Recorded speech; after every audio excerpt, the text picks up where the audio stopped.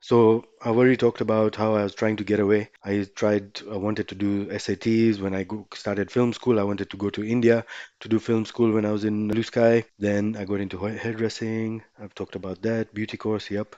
And then my mom used to check. Rekha auntie used to help me. Ramila auntie. All these people were trying to help me get away from this place. Someone saw this ad, floor manager or entertainment manager for Cosmic. Cosmic was a place I loved hanging out. I was nearly weekday nights I would be there. So I see Mr. Mirali. Is it Mr. Mirali? Yeah. And like I'm telling you, I was already in this victim mentality so much that every time there's an obstacle, I'm like, yeah, things don't work out for me. So I would make it harder for myself. So he's like, okay, look, you look interesting, you have these things, you seem to know a lot of people, all that. So you fit the bill. Can you just send me your ID? This that I didn't have ID because I was British overseas passport. So I got an ID. He's like, "You're either going to need an ID or a work permit. Work permits was like thousands of dollars. I didn't have that money. Nobody's going to pay for me. But by then the job had gone. And while I was hanging out to sort out that ID, I can't even remember that guy's name. Aziz or whoever that floor manager near the bar was at that time was such a douche. Like I think it's a guy thing where they just need to say things out, or you know how they just send thing pics to people and just say, I want to, yeah. So a lot of guys would tell me, like, especially because of everyone knowing that we were breaking up and making up a lot, they'd be like, yeah, you're broken up. I'm going to get her. I'm going to have her. I'm going to do this to her and that to her. And this guy, he knew I was going to work with him or under him or in Cosmic, and he's telling me all this instead of doing work with me and stuff. It was just like, it sucked.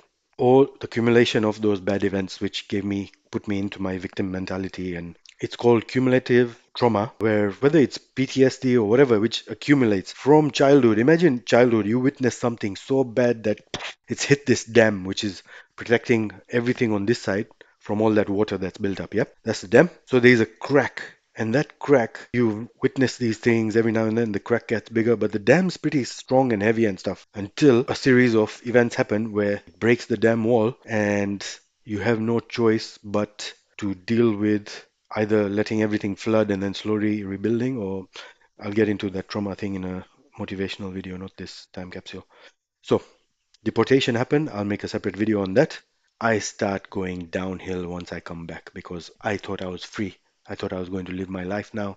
All that, my behavior, it changed. I wanted to be a star in public, but I was doing a lot of attention seeking behaviors or just risky things because by then my persona was that everyone knew me as that silly, crazy, nutsy guy. So I was like, let me play into it. That's where I'm getting my stardom. That's where I'm getting my props. Another claim to fame was people knew me as the guy who knew the lyrics to all the songs. And the trick was I knew the fast and popular songs. There's this note about how I see this triangulation more and more, and I could see it at a very, very early age. Yeah. One side gets everything, and the other side, like one side can do no wrong, while the other side gets minimal, hand me downs, just cheap stuff like that. No matter what they do, they can never do any right. I would play the same song to my dad and he'd be like, what is this tish tish doing tish tack noise? And then my bro plays the song. Oh wow, look at this.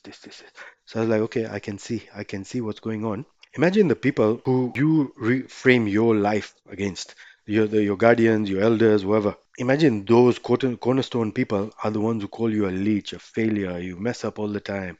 What was the other one? Papi. Things like that, yeah? That's going to frame you into being something you're ashamed of, carrying a lot of shame and all that. But it's all gone and done now, done and dusted. And then I've already talked about fainting. The other risky thing I used to do was jump from my house roof all the way, and at some point, my knees hit my lungs so hard that I was choked. I was choking for a long minute. Now, even though I wasn't a fighter, I would pick fights. And when I say I would pick fights, I would say like Gulu was driving home. He overtook the Auroras.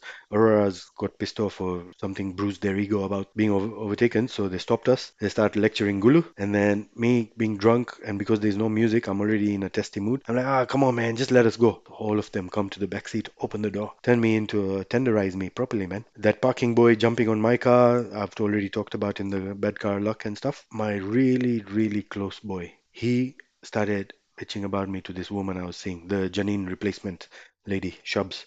Oh man, that was just painful. Watching guys fighting and things were just getting too many things. Another incident was, I think both Nayan and Gulu got in trouble with the cops. I didn't like that. There was car accidents, punctures every time. All these magic men. The first one was a past life reader who read our tapes and she recorded these tapes where she told me that mom was an Apache, my dad and I fought for her in another life. I was a pharaoh, which happened to me in a not so recent past life regression thing. And both my brother and my dad would keep trying to mold me. But the bad one started with these Indian guys and the Russian. So, Russian guy, he was the next door lady's boyfriend at some point. We used to go to see him, and he's like, I need alcohol after I do these things because I read tarot cards. And he read tarot cards, told me a lot of things. I was like, okay, okay, whatever. And then at some point, Nikki thought I was sleeping with Sonia. So he's like, let's go. I was so confident he would say no because that was the truth. But he's like, Paras, he didn't even say yes or no. He's just like, Paras, don't lie, yeah? Just admit it. Just say what you need to say. It's like, no, you say it. We're asking you yes or no. He's like, Paras, you already know. When that was starting to bother me, then there was that gay astrologer who's like, I think you're gay, this, that. And then he would make us pay like $6,000 for shillings for was it a ruby or something? I'm a Manglik, so I have to wear a Mangal ring.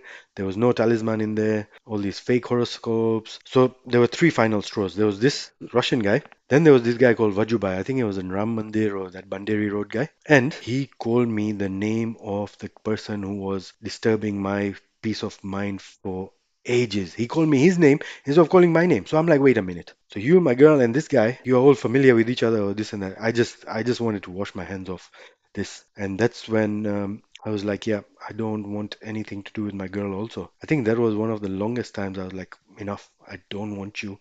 I don't need you in my life. I don't want these lies, this and that. And then finally, there was this mother-daughter combo who lived somewhere on Kusi Lane.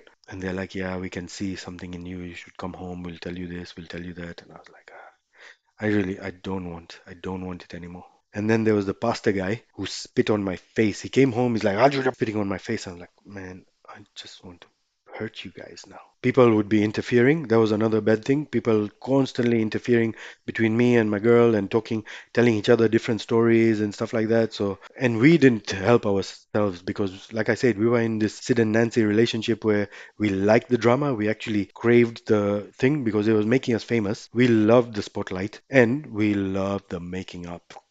We loved the making up, man. My gosh. Whew. Then there was the Tezin incident. Oh my gosh. Should I even talk about this one? This was scandalous. Had guns pulled out. Then I see my boy Rimal getting beat up by four guys I was cool with, where I was like, oh my gosh, man, what is wrong? Then at the mall, the chip shop, there was the British soldiers who were dissing Kenya, and then there was the other situation where some guys, I think one guy threw a chip at me and something. I just lost it, so I pretended to reach for a gun and something. And then there was my own boys turning on me when this fat rocket tried to hit on Nikki, and I was like trying to defend her, and he's like, "This, you can get him, man. He can't do anything. This that." Because that guy was like, "Oh, I'm from Pangani or Limbani or not Limbani. That town road, there's a special road where they sell watches, Pumwani. Anyway, and I'm like, yeah, but I'm no, I'm in the, known in this club by everyone, so just shut it. The next bad event was Aziz uncle sees me buying something from a Suswa kiosk. I could say was cigarettes, but he told my dad this kiosk is known to sell other stuff. It kind of opened up a new thing of communication between me and my dad, and we got to talk to each other. I'm like, look, you're not going to stop me from doing bad things. You can lock me up. You can, because for some reason, my dad and his family like locking people up in the house. If you stop me from one thing, I'm going to do another thing until I find my escape. I need escape. I need to get away. Okay, guys, I had to cut a lot out as the dramas were getting depressing, but I was so paralyzed after all the dramas that I didn't have the confidence to even go develop my own photos and became codependent so much, just needed someone or another. If it wasn't with Nikki, I couldn't stand being alone, so got in relationships. One of the biggest things was I wanted to achieve as much as my dad. At the same time, I didn't want to be like him. The more I resisted, the more it persisted, and I would go to extremes to become someone totally different and then realized why I created all these personas. There's more to it as we'll go into the 4 steps after trauma and healing in the future series. Now we come to the salvation. Few things happened. One was in the club with Ruchi.